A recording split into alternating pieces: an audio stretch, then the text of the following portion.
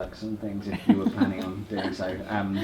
So yeah, just so what's the top line? What's the thing you want to work So it's called Anxiety Fate Forsaken. So it's obviously about anxiety. Mm-hmm. And the reason why we chose Fate Forsaken is because people generally think that it's their fate, so to speak. Okay. That if they've got really bad anxiety, for example, that that's what they've got to deal with for the rest of their life. Yeah, it's a good title. And then Forsaken is just alliteration, pretty much. Yeah. So it's going to be it's going to have three main people in it. So it's going to be various levels of anxiety. So there's going to be somebody with mild anxiety, somebody with like the average anxiety, I suppose, and then the third one with severe anxiety. So they can see a more broad, general idea of what it is. So that's the reason why it's going to be 4 20-minute episodes. Great. So great. So you were saying you think each episode is a different individual suffering from a different type or level of anxiety, you think? Or so it's going to be like all of them. They're all of them in each app. Yeah, great.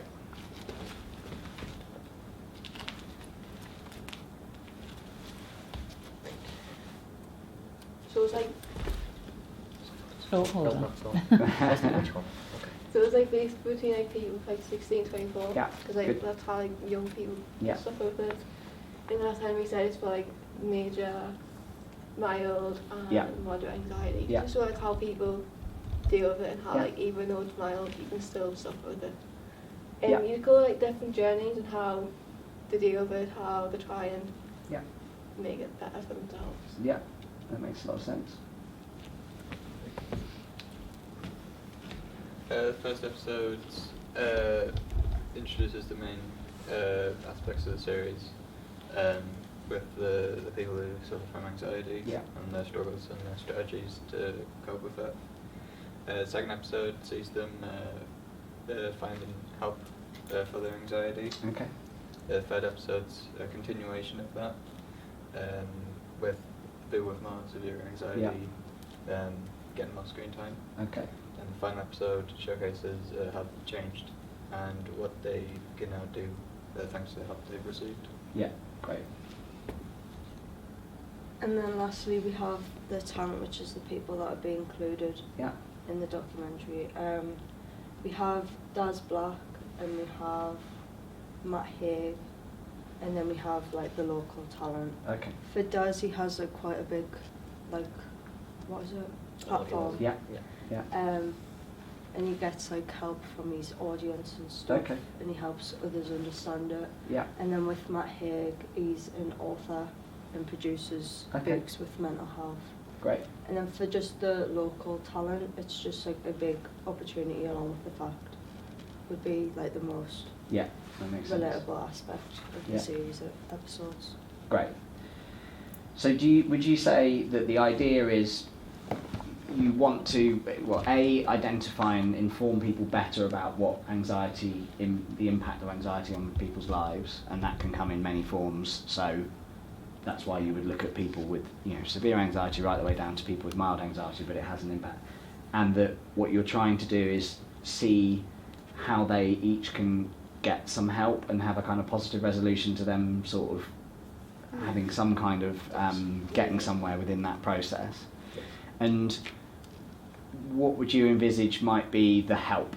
Like what would it differ depending on the level of anxiety? More than likely, see with D&D life, see what makes them feel anxiety and see if you can like try and lower it. Right, yeah. And see if there is like an actual trigger for it, or if it's just it's generalised. I was going to say it would probably just depend on what would suit them best. So, for example, maybe therapy might be either just a sit down talk type of thing. I think the subject of anxiety is really interesting because it's not like, it's obviously not an uncommon thing to suffer from. However, if you think about the media, we probably talk more about depression and other mental health issues, or we just dress everything up as mental health issues.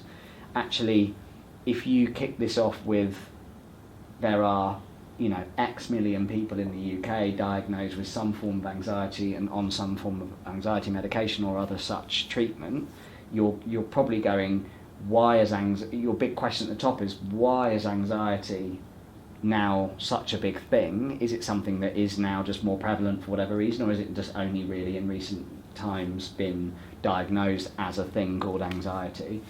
And then I think the middle bit is, now we've established that actually probably, more than half of the population suffer from some level of anxiety.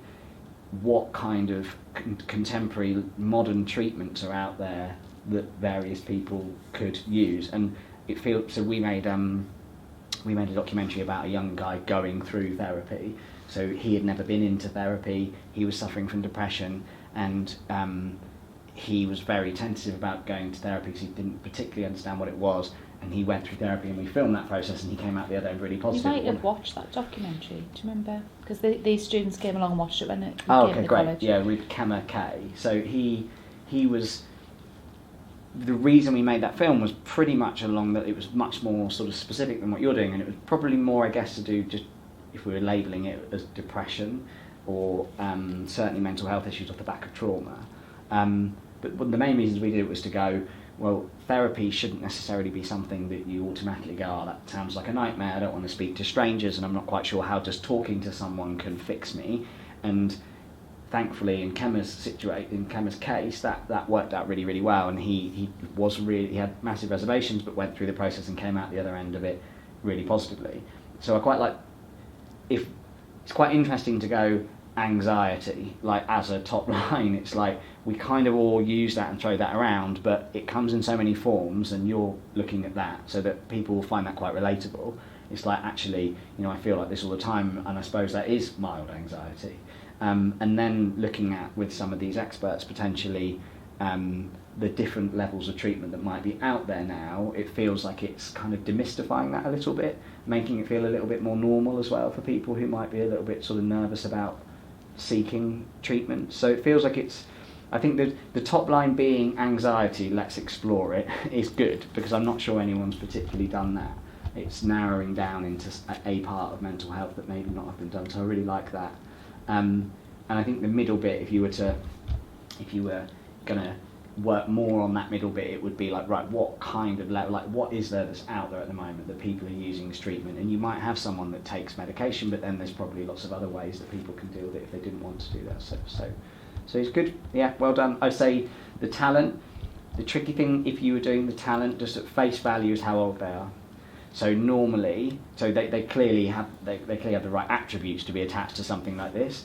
I feel like your talent would probably be younger if this is trying to appeal to a younger audience, and it might be someone that young people just like to watch anyway, because then you get them to watch, and he or she would probably meet these people along the way. I think that's probably more. So if I was a commissioner, I'd definitely be like, we need to make sure the talent is of the age demographic that we want to watch the programme. So if this was for younger ages, then finding someone that's their kind of age that's relatable would be there. But yeah, well done, really good subject, and yeah, I can absolutely see something like that working. Thank you.